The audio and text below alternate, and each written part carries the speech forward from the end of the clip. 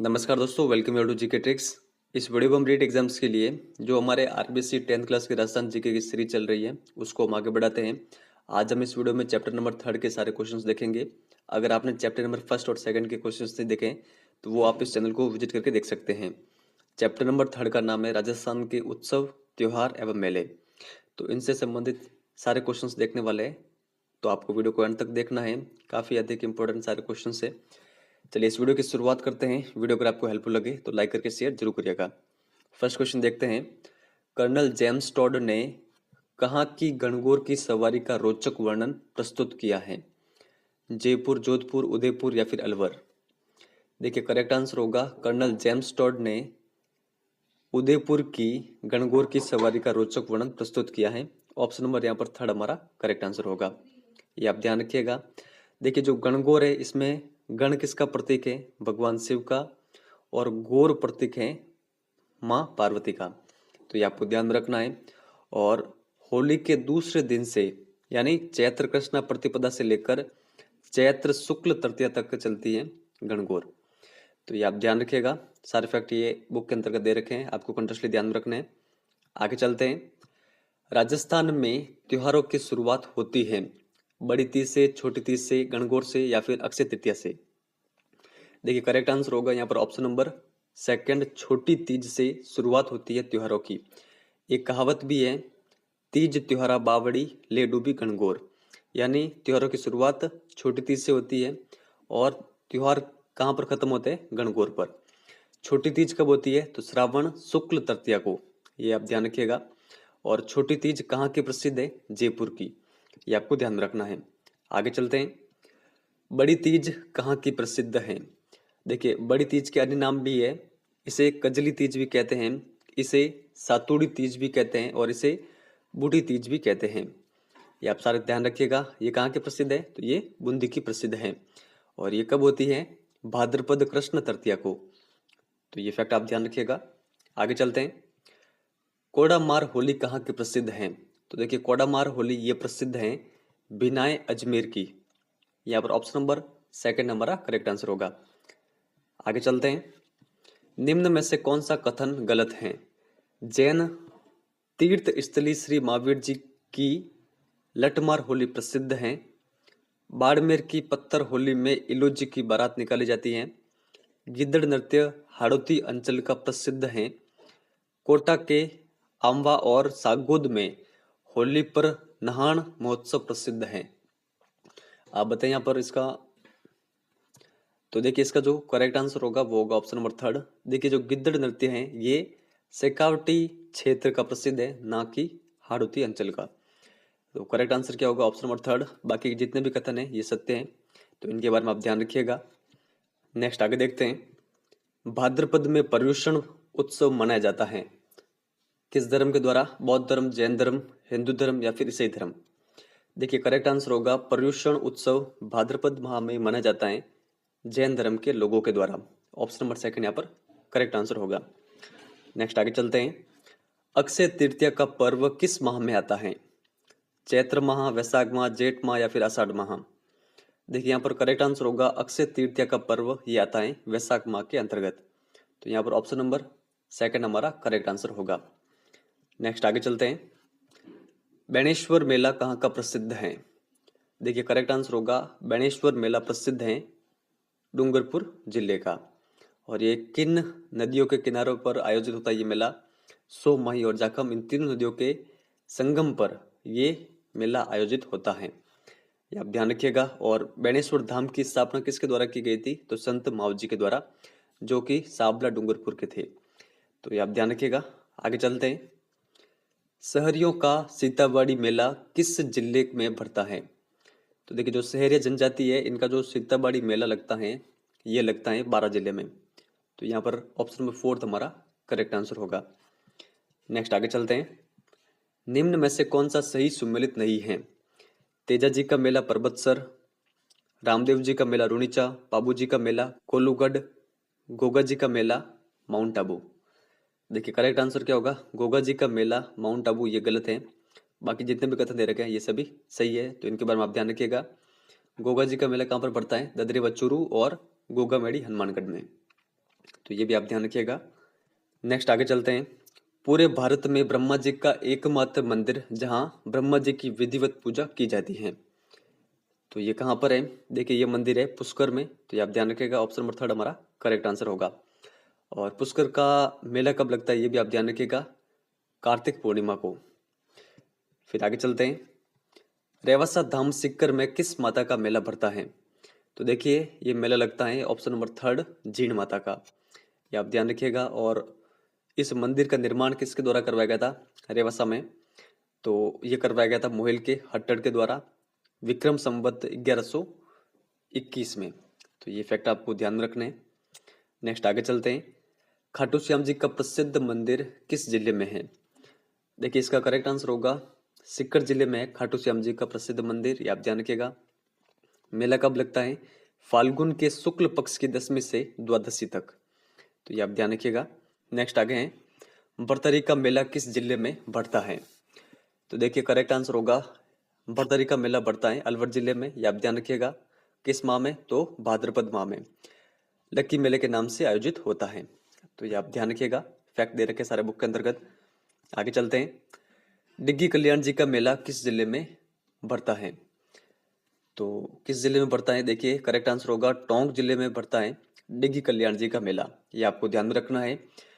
और तहसील अगर आप ध्यान रख सके तो ध्यान रख लीजिएगा।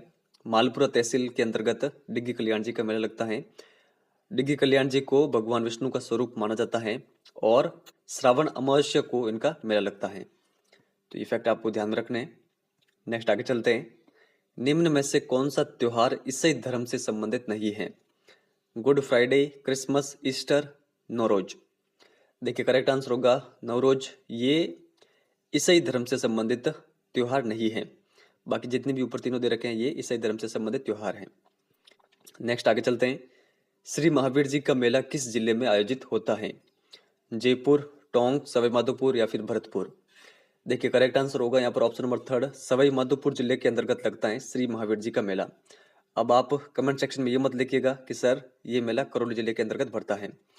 देखिए जो आरबीएससी की क्लास 6 टू लगा कर 10th की एसएसटी है, सामाजिक विज्ञान की पुस्तकें, इनके अलावा जो न्यू पुस्तकें आई है 6 टू 8 क्लास की एनसीईआरटी की, और जो ये आरबीएससी 10th क्लास की बुक है, इन सभी पुस्तकों के अंतर्गत यही फैक्ट दे रखा है कि श्री महावीर जी का मेला सवाई माधोपुर जिले के अंतर्गत बढ़ता है। अगर एग्जाम में आपके ये क्वेश्चन बन जाए तो आपको इसी को सही आंसर मानना है। इसके अलावा आप नीचे वाले फैक्ट भी आप ये ध्यान रखिएगा कि हिंडौन तहसील में गंभीर नदी के किनारे पर अवस्थित चांदन गांव में श्री महावीर जी की याद में ये मेला लगता है चैत्र शुक्ल त्रयोदशी से वैशाख कृष्ण प्रतिपदा तक, तो ये आप ध्यान रखिएगा। लक्की मेले के नाम से ये मेला लगता है, तो ये सारे फैक्ट आप ध्यान रखिएगा। सारे फैक्ट बुक के अंतर्गत दे रखे हैं। आगे चलते हैं। करणी माता का मेला बढ़ता है, तो कब बढ़ता है? देखिए करेक्ट आंसर होगा चैत्र व आश्विन नवरात्रा में करणी माता का मेला लगता है देशनोक बीकानेर में। और जो करणी माता का मंदिर है इसे चूहों का मंदिर भी कहते हैं। नेक्स्ट आगे चलते हैं। शीतला माता का मंदिर प्रसिद्ध मंदिर स्थित है, तो देखिए शीतला माता का प्रसिद्ध मंदिर स्थित है चाकसू जयपुर में। ऑप्शन नंबर थर्ड हमारा करेक्ट आंसर होगा। सील की डूंगरी गांव में स्थित है शीतला माता का मंदिर। चैत्र कृष्ण सप्तमी अष्टमी को शीतला माता का मेला लगता है। इसका निर्माण, जो शीतला माता का मंदिर है इसका निर्माण माधो सिंह के द्वारा करवाया गया था। और जो ये मेला लगता है इसको बैलगाड़ी मेला के नाम से भी जाना जाता है, तो ये फैक्ट आप ध्यान रखिएगा। नेक्स्ट आगे चलते हैं। केला देवी का मेला कब भरता है? देखिए करेक्ट आंसर होगा केला देवी का जो मेला है ये लगता है चैत्र शुक्ल अष्टमी को, तो ये आप ध्यान रखिएगा। और नीचे वाला फैक्ट भी आप ध्यान रखिएगा कि केला देवी के मंदिर के सामने ही हनुमान जी का एक मंदिर है जिसे स्थानीय लोग लांगुरिया कहते हैं, तो ये फैक्ट आप ध्यान रखिएगा। आगे चलते हैं। कोलायत बीकानेर में कपिल मुनि का मेला कब भरता है? देखिए करेक्ट आंसर होगा कार्तिक पूर्णिमा को लगता है कोलायत बीकानेर में कपिल मुनि का मेला। नेक्स्ट आगे चलते हैं। ख्वाजा मोइनुद्दीन चिश्ती का उर्स किस जिले में बढ़ता है? तो करेक्ट आंसर क्या होगा? ऑप्शन नंबर थर्ड, अजमेर जिले के अंतर्गत बढ़ता है ख्वाजा मोइनुद्दीन चिश्ती का उर्स। इन्हें गरीब नवाज के नाम से भी जाना जाता है।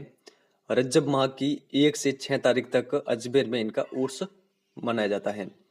तो ये फैक्ट आप ध्यान रखिएगा। नेक्स्ट आगे चलते हैं। गलियाकोट का उर्स किस जिले में लगता है?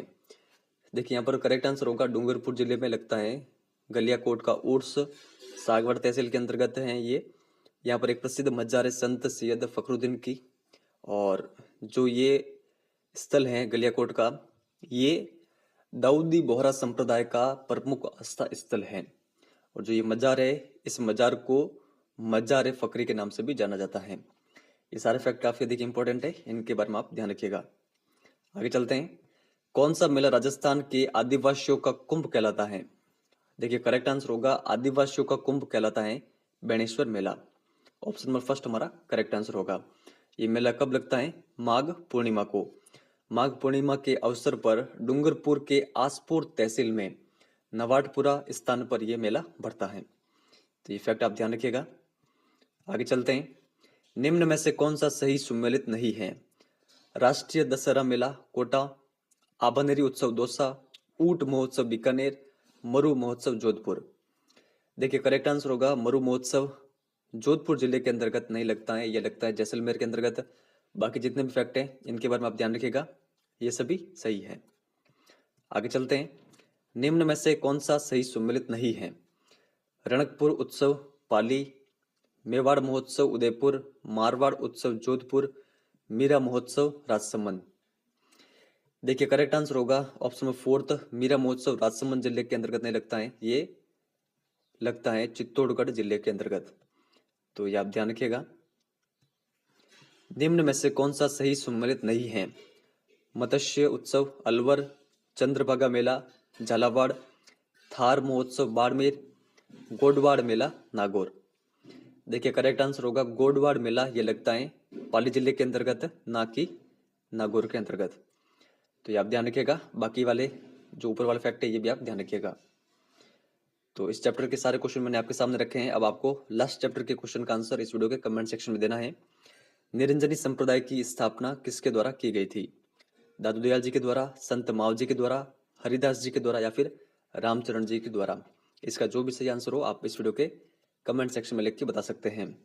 और अगर आप में से जो भी स्टूडेंट आरबीएससी की सारी पीडीएफ प्राप्त करना चाहते हैं क्लास 6 to 10 तक की एसएसटी, जिसके अंतर्गत देखिए 6 क्लास की यहाँ पर बुक दे रखी है। इसके अंतर्गत जितने भी चैप्टर दे रखे हैं, ज्योग्राफी है, पॉलिटिकल साइंस है और हिस्ट्री, इन सारे चैप्टर्स की पीडीएफ आपको क्वेश्चन फॉर्मेट के अंतर्गत मिलेगी।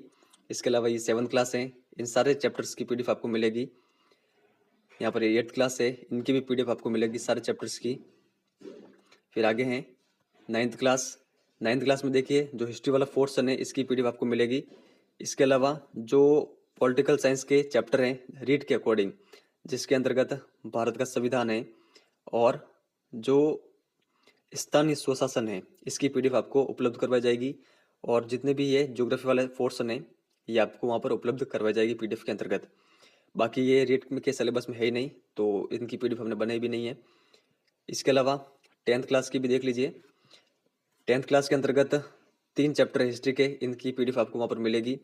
इसके अलावा केंद्र सरकार और राज्य सरकार की पीडीएफ अवेलेबल हैं। और ज्योग्राफी के अंतर्गत जल संसाधन, भारतीय कृषि, खनिज एवं ऊर्जा संसाधन, विनिर्माण उद्योग, मानव संसाधन, परिवहन एवं संचार, इन सभी की पीडीएफ वहाँ पर अवेलेबल है।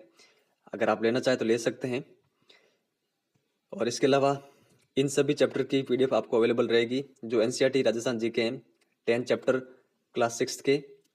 इसके अलावा आगे और देखिए 7th क्लास के 10 चैप्टर की पीडीएफ अवेलेबल है और 10 चैप्टर ही 8th क्लास के हैं, तो इसकी पीडीएफ भी आपको अवेलेबल रहेगी। इसके अलावा जो आरबीएससी की 11th 12th की साइकोलॉजी है उनकी पीडीएफ भी आपको वहाँ पर अवेलेबल रहेगी। इसके अलावा जो न्यू टॉपिक है बीमा और बैंकिंग और बौद्ध धर्म, जैन धर्म, इनकी भी पीडीएफ मैं आपको अवेलेबल करा रहा हूँ केवल 299 रुपीज़ के अंतर्गत। और जैसे ही हमारी ये आरबीएससी 10th क्लास की राजस्थान जीके की बुक कवर होगी, माध्यमिक शिक्षा बोर्ड राजस्थान की, जिसके अंतर्गत अभी हमने 3 चैप्टर के क्वेश्चंस देख लिए हैं। बाकी जितने भी ये चैप्टर बच रहे हैं, जब भी ये सारे कवर हो जाएंगे तो इसकी भी पीडीएफ मैं आपको अवेलेबल करा दूंगा। तो आप ये सारी पीडीएफ प्राप्त कर सकते हैं। आप किसी भी ऐप के थ्रू, चाहे गूगल पे हो, फोन पे हो, पेटीएम हो, उसके थ्रू आप इस नंबर पर 299 रुपीज़ का पेमेंट करके ही हमें व्हाट्सएप पर डायरेक्टली रिसिप्ट सेंड करें। और जिन्हें नहीं चाहिए वो व्हाट्सएप पर बिल्कुल भी मैसेज ना करें। देखिए, काफ़ी अधिक स्टूडेंट ऐसे ही व्हाट्सएप पर मैसेज करते हैं, ये सही बात नहीं है। अगर आपको पीडीएफ चाहिए तो आप मैसेज कर सकते हैं, मुझे आप डायरेक्टली रिसिप्ट सेंड करें। काफ़ी अधिक स्टूडेंट ने मुझसे पीडीएफ प्राप्त कर ली है, और जिन्होंने भी प्राप्त की है मैं उनसे बस इतना ही कहूँगा कि आप ये पीडीएफ किन्हीं भी शेयर मत करिएगा। आप अपना कंपटीशन खुद ना बढ़ाएं। अगर आप ऐसा करते हैं तो आप अपने ही पैर पर कुल्हाड़ी मार रहे हैं। आगे आपकी इच्छा है, आप जिन्हें भी शेयर करें कोई बात नहीं। मेरा तो इसमें प्रमोशन ही हो रहा है, लेकिन आप अपने ही पैर पर कुल्हाड़ी मार रहे हैं। और इस बात का आपको उस दिन अंदाजा होगा जब रीट का एग्जाम हो जाएगा। ऐसा नहीं हो कि आप जिन्हें शेयर कर रहे हो वो सिलेक्शन ले जाए और आपका ना हो। तो एक एक सीट का महत्व है, आप अच्छे से पढ़ाई करें। और जो ये मैटर मैं आपको प्रोवाइड कर रहा हूँ इसको आप बिल्कुल भी मिस मत करें। जो भी लेना चाहते हैं ले लीजिए। और ये सर्विस मैं अधिक दिन तक रखने वाला हूँ नहीं। बाद में थोड़े दिनों के बाद में ये सर्विस भी मैं बंद कर लूँगा। पीडीएफ किसी को भी मैं आगे बाद में नहीं दूंगा। तो आप में से जो भी लेना चाहे अभी ले सकता है।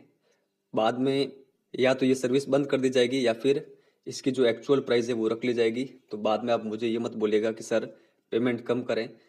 तो यही सही समय है। अभी 299 रुपीज़ के अंतर्गत सारी पीडीएफ अवेलेबल है। सारे चैप्टर मैंने आपको बता दिए, इतने सारे चैप्टर की पीडीएफ अवेलेबल करा रहा हूँ। 299 रुपीज़ अगर आपको अधिक लग रहे हैं तो मत लीजिए। अगर आपको 45+ का स्कोर करना है तो आप इन पीडीएफ को प्राप्त कर सकते हैं। तो इस वीडियो में इतना ही है। वीडियो अगर हेल्पफुल लगा हो तो लाइक शेयर जरूर करिएगा। धन्यवाद।